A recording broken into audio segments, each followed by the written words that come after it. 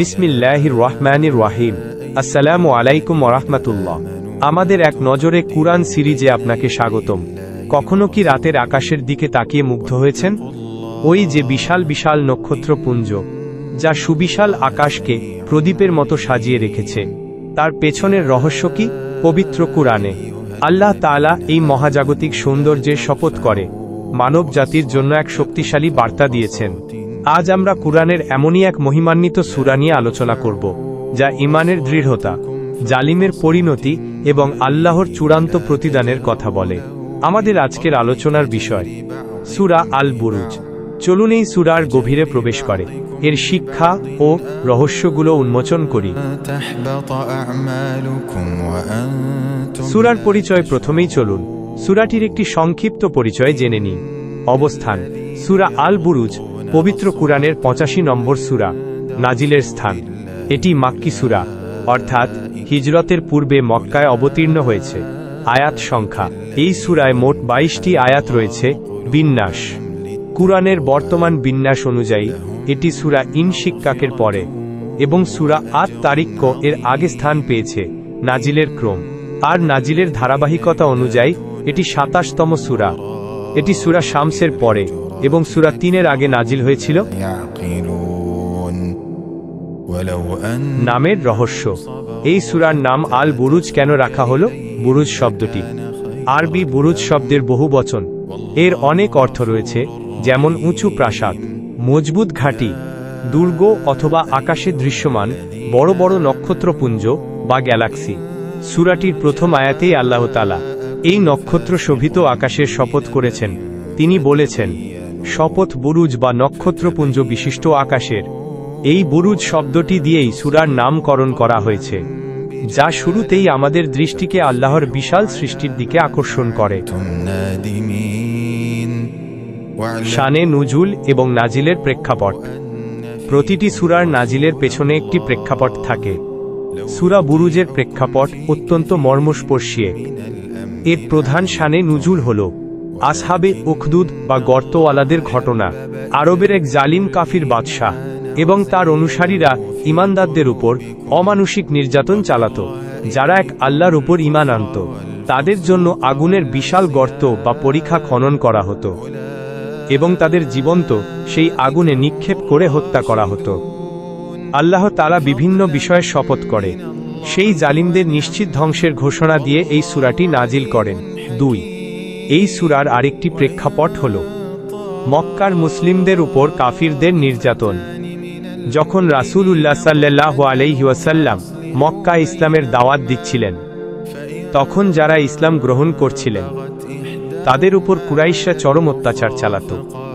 তপ্ত মরুভূমির উপর শুইয়ে বুকের উপর পাথর চাপা দেওয়া, জ্বলন্ত কয়লার উপর টেনে হিঁচড়ে নিয়ে যাওয়ার মতো কঠিন পরীক্ষার সম্মুখীন হচ্ছিলেন সাহাবীরা। এমন পরিস্থিতিতে আল্লাহ এই সূরা নাজিল করে মুমিনদের সান্ত্বনা দেন এবং কাফিরদের সতর্ক করেন। তিনি আসহাবে উখদুদের উদাহরণ দিয়ে বুঝিয়ে দেন যে ঈমানের পথে জুলুম সহ্য করে যারা অটল থাকে, তাদের জন্য রয়েছে মহাপুরস্কার। আর জালিমদের পরিণতি অতীতেও যেমন ভয়াবহ ছিল, ভবিষ্যতেও তেমনই হবে। সূরার মেজর থিম: এই সূরার প্রধান বিষয়বস্তু বা মেজর থিমগুলোকে ৩টি ভাগে ভাগ করা যায়। ১. মহিমান্বিত শপথ, সুসজ্জিত আকাশ, প্রতিশ্রুত দিবস অর্থাৎ কিয়ামত এবং রাসূল সাল্লাল্লাহু আলাইহি ওয়াসাল্লাম ও তার সাক্ষ্য, এগুলোর শপথ করে আল্লাহ আলোচনার সূচনা করেছেন। ২. আসহাবে উখদুদের কাহিনী, ঈমানের কারণে নির্যাতিত এক জাতির মর্মস্পর্শী ইতিহাস বর্ণনা করা হয়েছে। ৩. অতীত থেকে শিক্ষা, ফিরাউন ও সামুদ জাতির মতো শক্তিশালী কিন্তু অবাধ্য জাতির পরিণতি স্মরণ করিয়ে দিয়ে বর্তমানের জালিমদের শিক্ষা গ্রহণের প্রতি গুরুত্বারোপ করা হয়েছে। সূরার সেগমেন্ট: সূরাটিকে কয়েকটি প্রধান সেগমেন্টে ভাগ করা যায়। এর কেন্দ্রে রয়েছে আল্লাহর একটি গুণ, জীবন কঠোর ও পরম ক্ষমাশীল। একদিকে অত্যাচারী আসহাবে উখদুদ, এর জন্য যেমন রয়েছে আগুনে পোড়ার শাস্তি, তেমনি ঈমানের উপর অটল থাকা মুমিনদের জন্য রয়েছে জান্নাতের প্রতিশ্রুতি। অন্যদিকে ফিরাউন ও সামুদ জাতির ইতিহাস তুলে ধরে আল্লাহ দেখিয়েছেন যে অন্যায়কারীদের জন্য তার পাকড়াও অত্যন্ত কঠোর, কিন্তু তিনি নেককারদের জন্য পরম ক্ষমাশীল। এই সেগমেন্টগুলো আমাদের শেখায় যে আল্লাহর কার্যকরী বিচার এবং করুণা একসাথেই বিরাজমান। সূরার গতিপথ ও বার্তার প্রবাহ। সূরাটির বার্তা একটি নির্দিষ্ট গতিপথে এগিয়েছে। ১. মহিমান্বিত শপথ। প্রথমে আল্লাহ মহাবিশ্বের বিভিন্ন গুরুত্বপূর্ণ সৃষ্টির শপথ করে আলোচনার গুরুত্ব বুঝিয়েছেন। ২. জুলুমের মুখে অবিচলতা। এরপর আশাবে উখদুদ এর ঘটনা বর্ণনার মাধ্যমে ঈমানের পথে অবিচল থাকার শিক্ষা দিয়েছেন। ৩.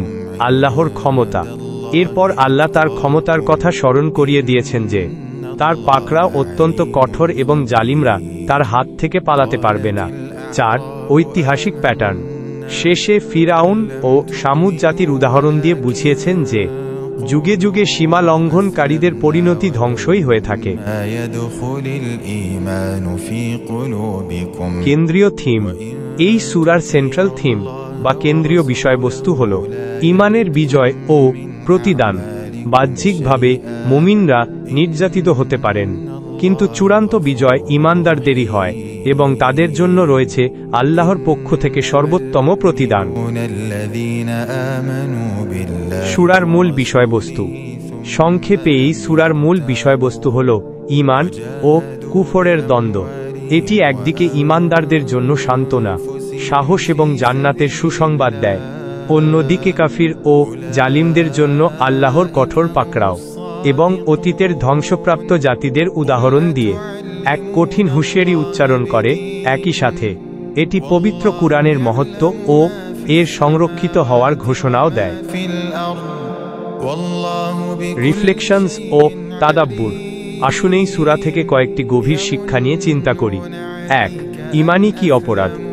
আসহাবে উখদুদের মুমিনদের একমাত্র অপরাধ ছিল যে তারা পরাক্রমশালী প্রশংসিত আল্লাহর উপর ঈমান এনেছিল। আজও পৃথিবীর বিভিন্ন প্রান্তে মুসলিমদের উপর নির্যাতনের কারণ কিন্তু এটাই। সূরাটি আমাদের শেখায় পরিস্থিতি যতই প্রতিকূল হোক আল্লাহর পথে অবিচল থাকতে হবে, প্রয়োজনে হিজরত করতে হবে অথবা ধৈর্য ধরতে হবে, কারণ আল্লাহই উত্তম পরিকল্পনাকারী। ২. আল্লাহর দয়ার বিশালতা। ভাবুন তো, যারা মুমিনদের জীবন্ত পুড়িয়ে মেরেছিল আল্লাহ তাদের সম্পর্কেও বলছেন যদি তারা তাওবা করত তিনি তাদেরও ক্ষমা করে দিতেন। আল্লাহ কতটা পরম করুণাময় ও অশেষ দয়ালু। তাই আমরা যতই গুনাহগার হই না কেন তার কাছে ক্ষমা চাইলে তিনি কখনোই নিরাশ করবেন না। ৩. কুরআনের মর্যাদা। সূরার শেষে আল্লাহ বলেন এই কুরআন কোনো মানুষের বানানো কথা নয়, বরং এটি লাওহে মাহফুজে সংরক্ষিত এক মহিমান্বিত গ্রন্থ। শয়তান বা অন্য কোনো শক্তি একে পরিবর্তন করতে পারে না। যে গ্রন্থ এত সুরক্ষিত তা কতটা মূল্যবান তা সহজেই অনুমেয়। আয়াত ভিত্তিক বিষয়বস্তু বা ওভারভিউ। চলুন এক নজরে দেখে নিই কোন আয়াতে কি বলা হয়েছে। আয়াত ১ থেকে ৯। আসহাবুল উখদুদ বা গর্তওয়ালাদের কাহিনী বর্ণনা। আয়াত ১০ থেকে ১১। নির্যাতনকারীদের জন্য জাহান্নামের শাস্তি এবং ঈমানদারদের জন্য জান্নাতের পুরস্কারের ঘোষণা। আয়াত ১২ থেকে ১৬। মহান ক্ষমতাধর আল্লাহর পক্ষ থেকে কাফিরদের জন্য শাস্তির হুঁশিয়ারি। আয়াত ১৭ থেকে ১৮। ফিরাউন ও সামুদ জাতির বাহিনীর উদাহরণ। আয়াত ১৯ থেকে ২০। সেই বাহিনীরা নিজেদের রক্ষা করতে পারেনি, যা আজকের দিনের অবাধ্যদের জন্য বিরাট শিক্ষা। আয়াত ২১ থেকে ২২। মহিমান্বিত কুরআন মানুষের বানানো নয়, বরং এটি আল্লাহর পক্ষ থেকে লাওহে মাহফুজে সংরক্ষিত। সূরার শুরু শেষ সম্পর্ক। এই সূরার শুরু এবং শেষের মধ্যে একটি চমৎকার সম্পর্ক রয়েছে। সূরাটি শুরু হয়েছে আল্লাহর এক বিশাল সৃষ্টি নক্ষত্রপুঞ্জ শোভিত আকাশ দিয়ে, আর শেষ হয়েছে আল্লাহর আর এক মহিমান্বিত নিদর্শন লাওহে মাহফুজে সংরক্ষিত কুরআন দিয়ে। উভয়ই আল্লাহর অনন্ত ক্ষমতা, জ্ঞান এবং তার নিদর্শনের অনুসরণ তার প্রমাণ বহন করে। অন্য সূরার সঙ্গে সম্পর্ক। সূরা বুরুজের ঠিক আগের সূরা হল সূরা ইনশিক্কাক। সূরা ইনশিক্কাকের শেষ অংশে কাফিরদের পরিণতি ও মুমিনদের পুরস্কারের কথা বলা হয়েছে। আর সূরা বুরুজ ঠিক সেখান থেকেই শুরু হয়েছে, যেখানে মুমিনদের উপর কাফিরদের অত্যাচারের একটি বাস্তব ঐতিহাসিক উদাহরণ আসহাবে উখদুদের ঘটনা দিয়ে বিষয়টি আরও স্পষ্ট করা হয়েছে। ফজিলত ও আমাদের জন্য শিক্ষা। এই সূরার ফজিলত কি এবং আমাদের জন্য কি শিক্ষা রয়েছে? ফজিলত। জাবির ইবনু সামুরা রাদিয়াল্লাহু আনহু থেকে বর্ণিত, রাসূলুল্লাহ সাল্লাল্লাহু আলাইহি ওয়াসাল্লাম জোহর এবং আসরের সালাতে সূরা তারিক এবং সূরা বুরুজের মতো সূরা তিলাওয়াত করতেন।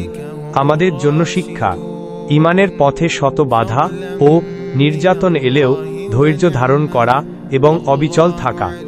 জালিমের শক্তি যতই বেশি হোক, আল্লাহর শক্তির কাছে তা তুচ্ছ এবং তাদের পতন অনিবার্য। আল্লাহর বিচার যেমন কঠোর, তার দয়া ও ক্ষমা তার চেয়েও বিশাল। ঐতিহাসিক ঘটনাগুলো থেকে শিক্ষা গ্রহণ করা। পবিত্র কুরআন আল্লাহর পক্ষ থেকে সংরক্ষিত এক অলৌকিক গ্রন্থ, এর উপর পূর্ণ আস্থা রাখা। কজ অ্যান্ড ইফেক্ট, কারণ ও ফলাফল। এই সূরা আমাদের একটি গুরুত্বপূর্ণ কারণ ফলাফল শেখায়। কারণ কাফিরদের পক্ষ থেকে আসা বিপদ ও পরীক্ষা, ফলাফলেই পরীক্ষার মাধ্যমে ধৈর্য অর্জিত হয় এবং এই পরীক্ষায় উত্তীর্ণ হতে পারলেই আমাদের জন্য রয়েছে জান্নাতের মহা পুরস্কার। উপসংহার: পরিশেষে সূরা আল বুরুজ এক কথায় মুমিনদের জন্য প্রেরণার বাতিঘর।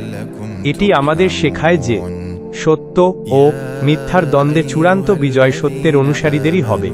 এটি আমাদের হৃদয়কে আল্লাহর প্রতি বিশ্বাসে মজবুত করে এবং যে কোনো পরিস্থিতিতে তার উপর ভরসা রাখতে শেখায়। আল্লাহ আমাদের সবাইকে এই সূরার গভীরতা অনুধাবন করার এবং এর শিক্ষাগুলো জীবনে বাস্তবায়ন করার তৌফিক দান করুন। আমিন। আজকের মতো এখানেই শেষ করছি।